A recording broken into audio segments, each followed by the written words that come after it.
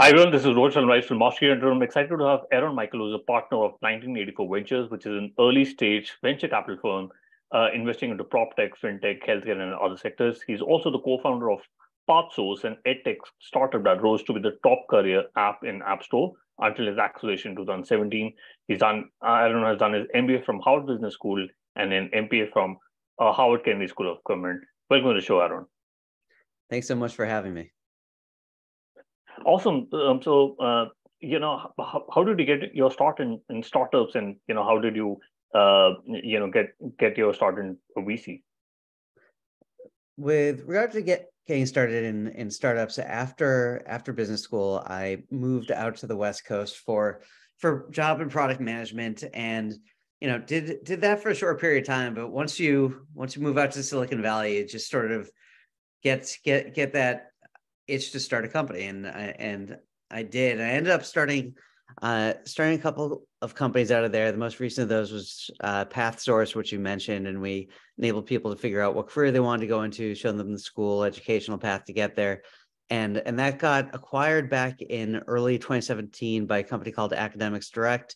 I'd come on board there, and I didn't really want to spend the rest of my career in ed tech, and I was trying to figure out what I wanted to do next. And I had a conversation with a old friend, Rami Adib, who was starting 1984, and he said, hey, we've got our first close coming up pretty shortly. Why don't you give this a try? And I did, and taking that leap was a phenomenal decision. It's turned out to be a really rewarding journey for the past 5 years.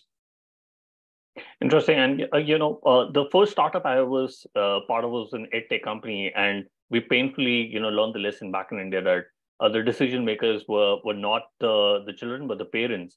But how did you help people find the right career? Obviously, it was a different market, but how was PathSource helping people find the careers? Yeah, so where we started was not where we ended. As is often the case with companies. So we had started with K-12, and that was, we ended up working with some reasonably sized school districts: San Francisco, Chicago, Youngstown, Ohio, and others. And there we were basically enabling the school systems to help students figure out what direction they wanted to pursue with their career, and eventually, choose a college and so on associated with that path. But man, K-12 is a miserable space for a number of reasons. And ultimately, we ended up both working with colleges, helping students figure out what career they wanted to go into, connecting them with an appropriate college and major to get to that type of endpoint, as well as we became effectively the career arm of the GED. And partnered pretty closely with the GED to help people who are going through the GED process. It's not a single test; it's actually 5 tests, and they had challenges getting people to take all of the tests and complete all of them. And it turned out that if you knew what career you wanted to go into, you would have a much higher completion rate because you actually have more motivation. You're like, if I finish this test and then I do this and then I do this, I can get to my end goal. And so that was that was the direction we ended up going, and we're going in when we got acquired. Correct. And what for listeners who would want to get into the VC world, what advice would you give to them if they want to cross over from becoming an operator to being a VC? Yeah, it's not an easy path, right? Venture capital is more open now than it was a few years back, but it's still not a easy path in. So, there's different ways to do it, right? You can one, certainly start your own fund, or there's all sorts of flavors of that. You can work with AngelList and do their rolling fund. You can create a syndicate. So if you're feeling entrepreneurial, there are those types of options. Alternatively, if you want to join a fund, there are different ways of doing it. One, you could start building out, if you have enough of a financial cushion of your own, you can start doing angel investments and build out your own portfolio, so that when you then go to a fund and knock on their door, you can say, hey, here's what I've invested in, here's how I've helped them, here's what those founders say about me. I'd love to have a conversation with you. Or you could start sending deals to the funds that you want to work with, right? And it's not a numbers game. It's not, hey, I said so many deals to this firm. It's actually, if you just send a small number of deals, but they invest in a few of those, or even one or two of them, and those companies do well, that earns you the right to at least have a deeper conversation. Maybe ask to, hey, would you consider making me a venture partner? And maybe from a venture partner, you can take the next step down the road from that. And so, helping and proving value is generally a good step to get in. Got interesting. And before the call, I asked, what does 1984 Ventures mean, and how did the name start? So it's a reference to the 1984 Apple ad. We're not totalitarians. Yeah.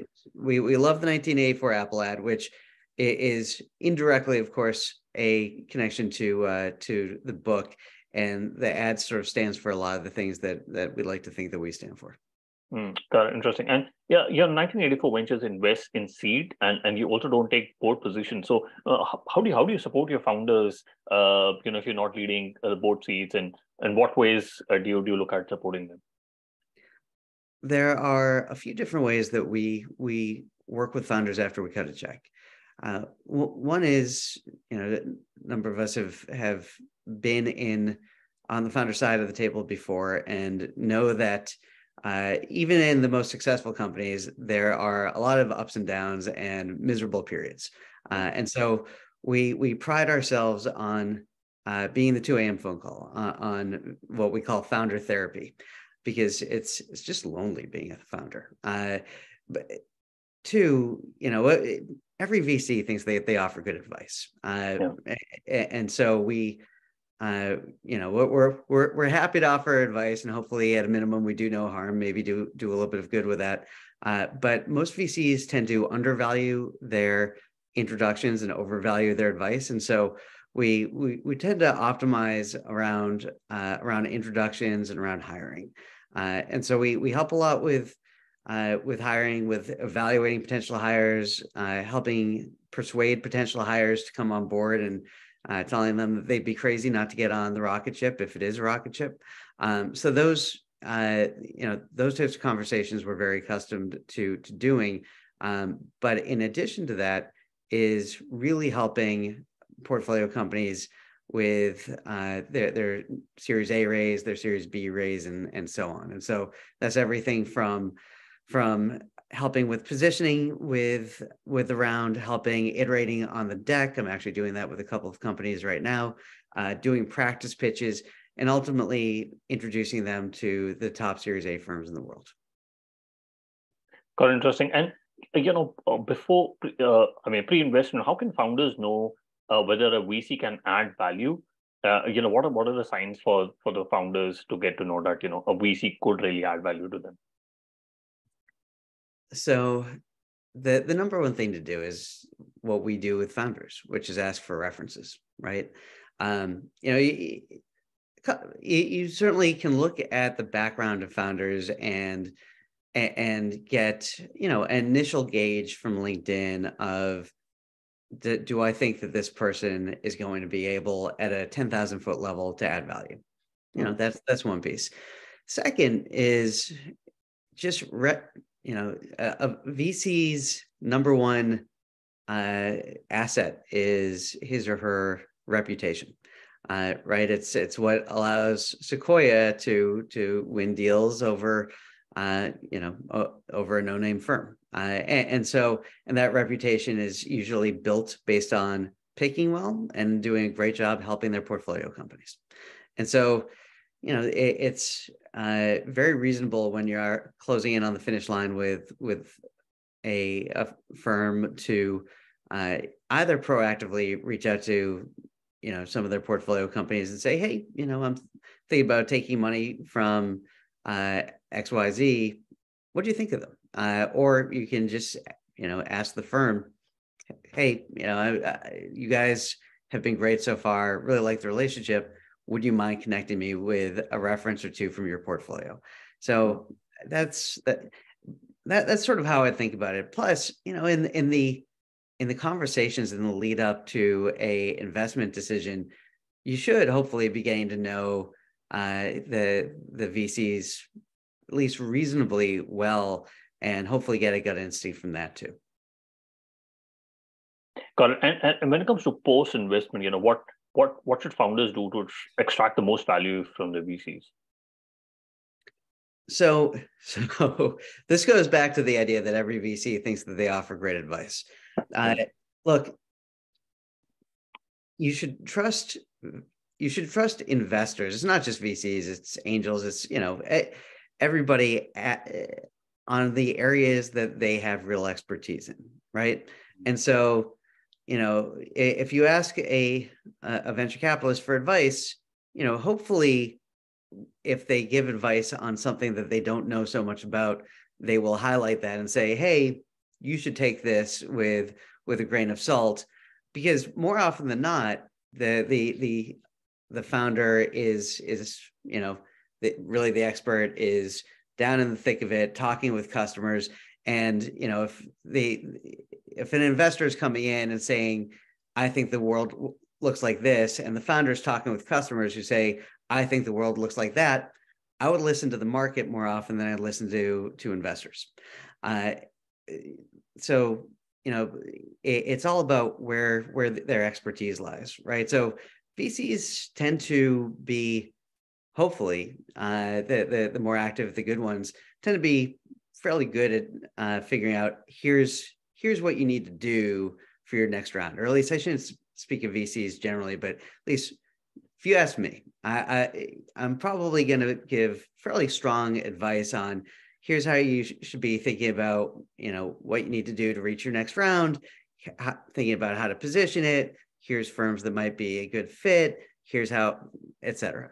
At the same time, if one of my founders who is deep in residential real estate appraisals says, hey, how do you think I should structure the intricacies of this product of residential real estate appraisals to make it more usable by appraisers? I'm happy to comment, but that advice that I offer should be taken with a grain of salt, because the founder has spent years focused on that specific set of questions, whereas my knowledge is miles wide and a couple of inches deep. And I think that's true in general of most VCs. You have VCs who have specific depth in a given area, and that's great. You can ask them to go deep with you in that area, but in general, you should look at what a given investor really knows well and ask them to add value on that. And I, for instance, can help a lot on enterprise sales processes and BD, because these are places that I've gone deep. But there are definitely areas for every VC where you'll ask them questions, and your job as a founder is to figure out, from all the fire hose of advice that you're getting from various folks, your investors and others, what do you trust and what don't you trust? Got it. And 1984 Ventures are sector agnostic. What is the single most important element when investing in the market that you are entering in? I'm not sure I followed that. Ask that question again.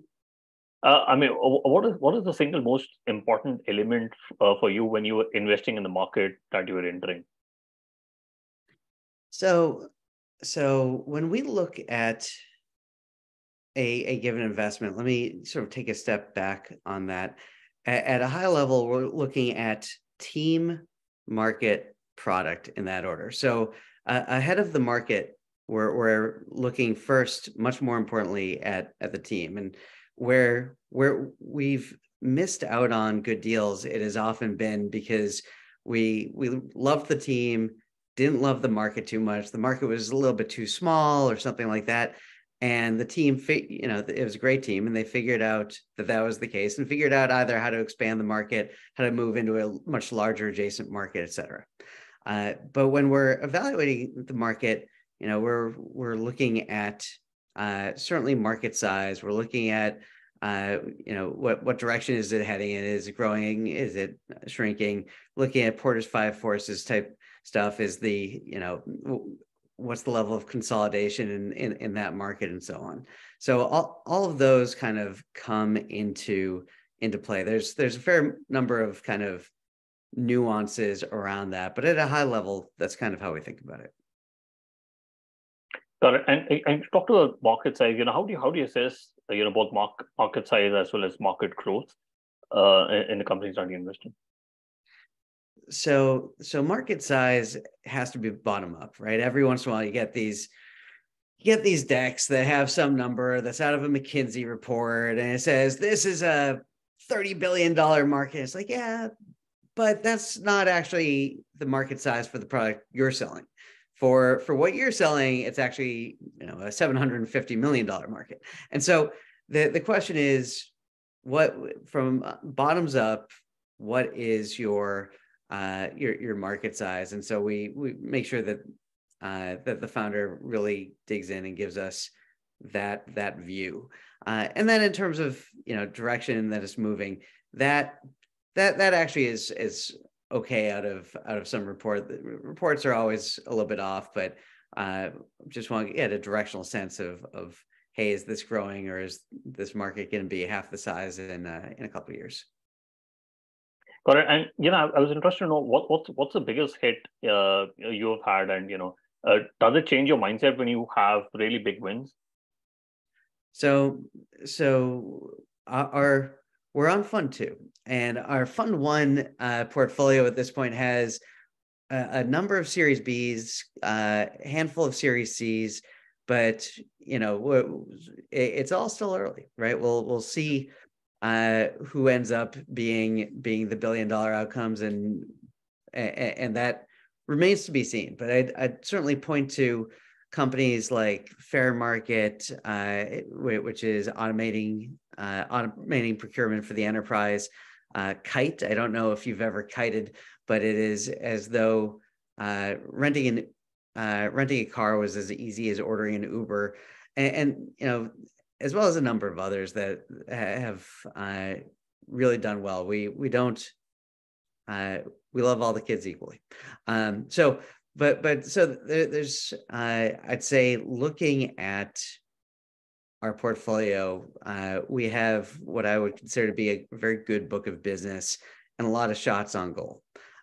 So I'm not going to sort of point to one and say this is the best, because we actually have a lot of shots on goal. There's a second part to that question. I'm not sure I fully answered it. What was it? Yeah. Does it change your mindset when you have big wins, and does it give you like a confirmation bias that you need to keep investing in the same sector? So it's a funny question. We've there is confirmation bias, and there's there is a tendency to say, oh well, this worked, so the same model in this other industry will work, or we've invested in 2 teams that are all German teams, and both teams have done phenomenally well. And so now every time I see an all German team, I'm like, oh, well, these guys are going to do great. And so that sort of thinking is of course not optimal. And so we try to be cognizant of biases. And of course, there's always hidden bias, but we try to recognize at least the more obvious ones like that. Got it. And I want to talk about board membership. How do you? I mean, you don't take board seats, but for listeners who would want to become VCs and would want to take board seats, what advice would you give to them on how should they gain the first boards? So it's not, it sort of depends. It depends on if they're in a venture firm and it is a Series A or beyond, and they're leading rounds, then they'll end up on boards, right? Yeah. If they want to get onto boards and they are not in that sort of situation, it's a tougher road. There are these sort of matchmaking services and marketplaces for board members. I don't really know how well those work.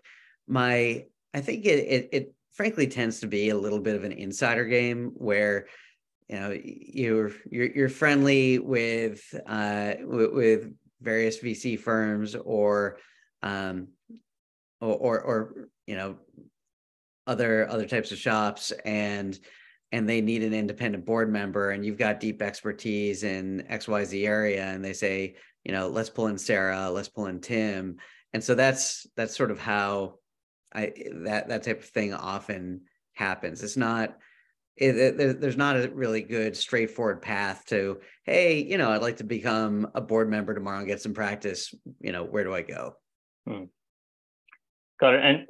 And how does 1984 Ventures structure and optimize its decision making process when they're looking to looking at investments? So we have a fairly streamlined process, right?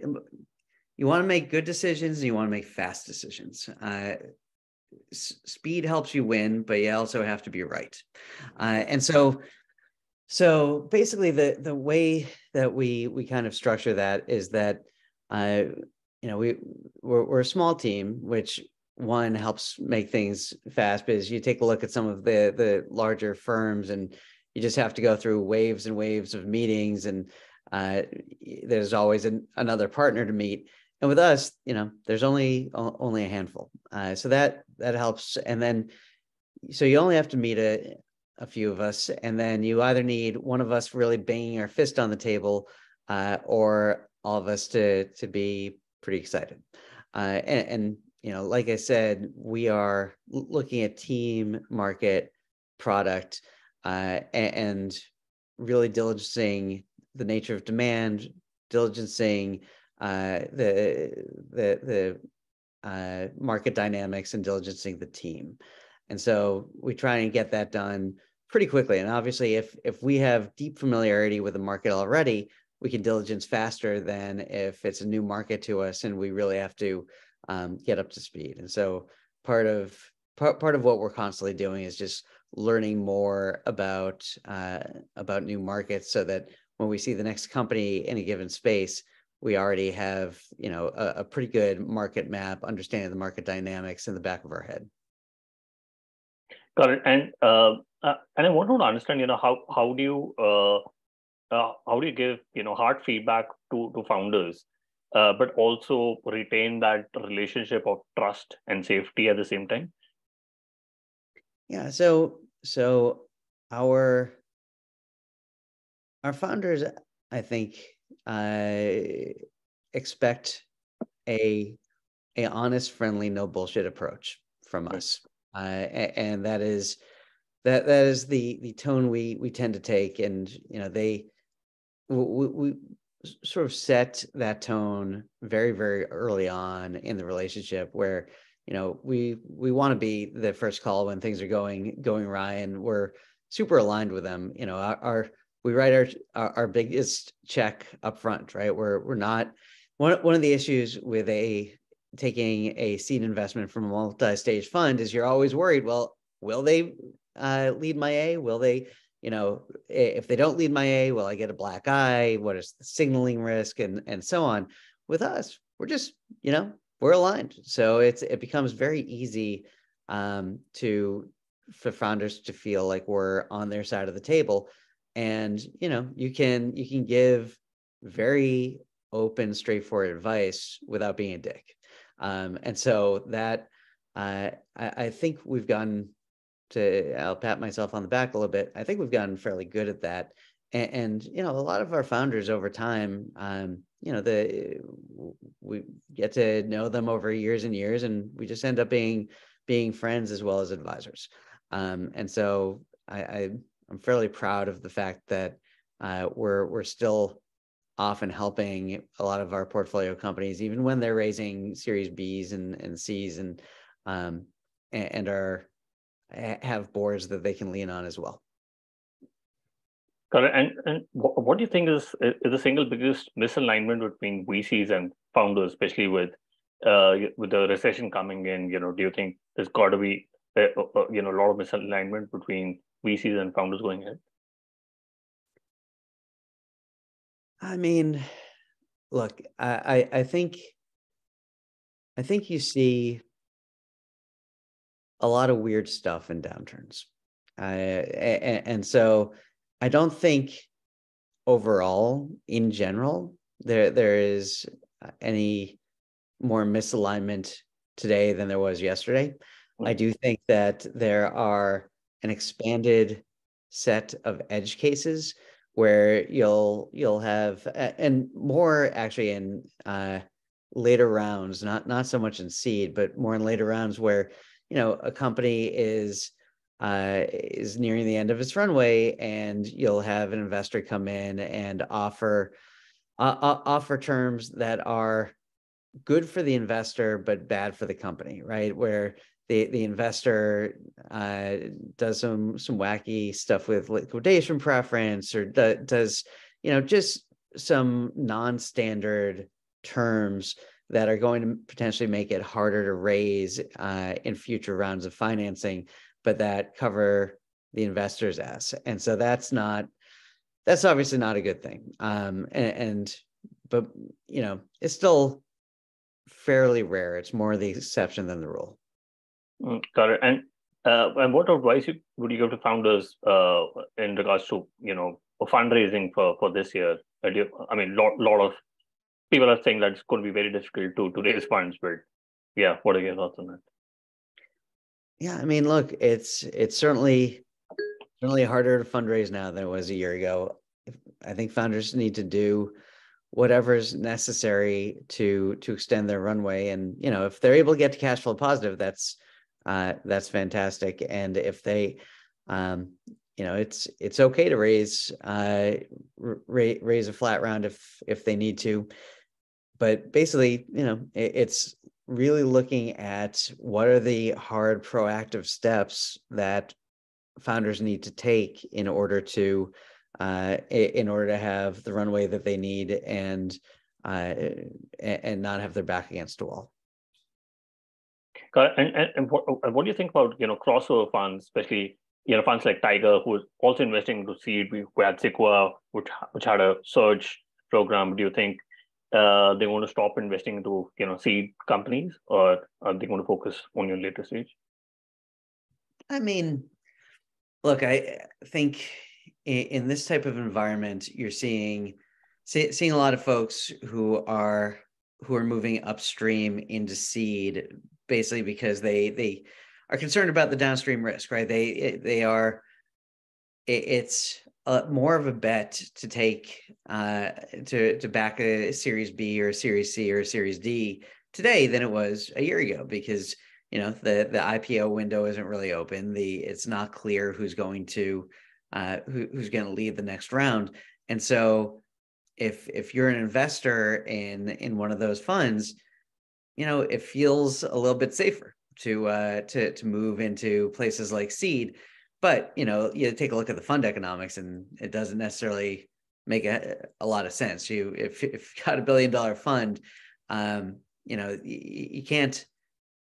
And you try and invest all of that in seed rounds. That's going to be fairly challenging, right? You're not going to be able to be involved with all those companies. You can't sit on all those companies' boards. You can't. You just, the numbers don't work out in terms of the number of partners that these funds have versus the number of investments you'd have to make in order to make a real dent in their fund size at seed. And so that's kind of the dynamic that's happening there, and you know, it comes in waves, right? Eventually, the market will open back up.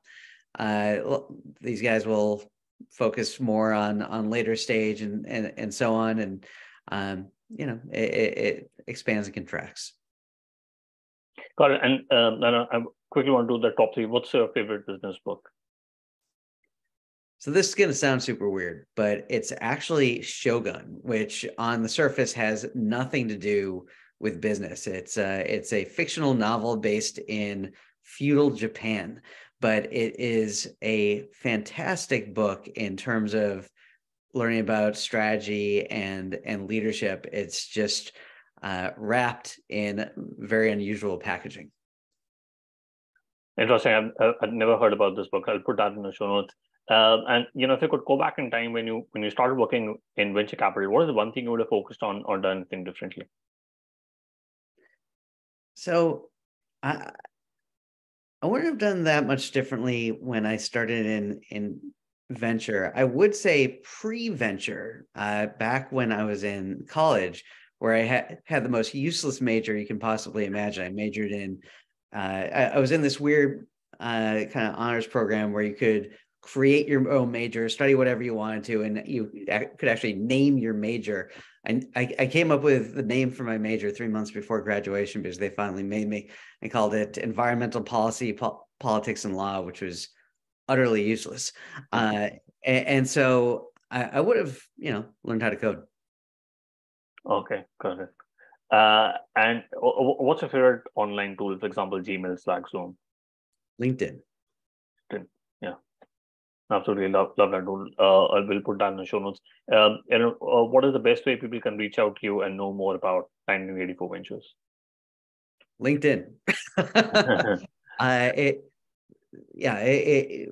You know, I tend to use LinkedIn a little bit more than I use Twitter. It's also where I tend to share most of my thoughts. And I've really found that from the perspective of finding phenomenal founders early on in a company's life cycle, it's a great place to look. And so that is a terrific place to connect with me. If you're starting something, would love for you to reach out. And in particular, where we love to play is pre-seed and seed companies that are ideally in an unsexy or antiquated industry, but really anything that you're starting that's not hyped up. So, you know, we haven't touched, for instance, crypto or blockchain in the last 5 years until just now that no one will touch blockchain post SBF, we finally made our first blockchain investment. So we really avoid hype. So as long as it's not hyped up and you've got strong engineering talent on board, we're interested. So drop me a note. Sorry, we'll put that in the show notes. And thank you so much for taking our time and speaking to us. I really enjoyed my conversation with you. Thank you so much for having me. This was a lot of fun. Thank you.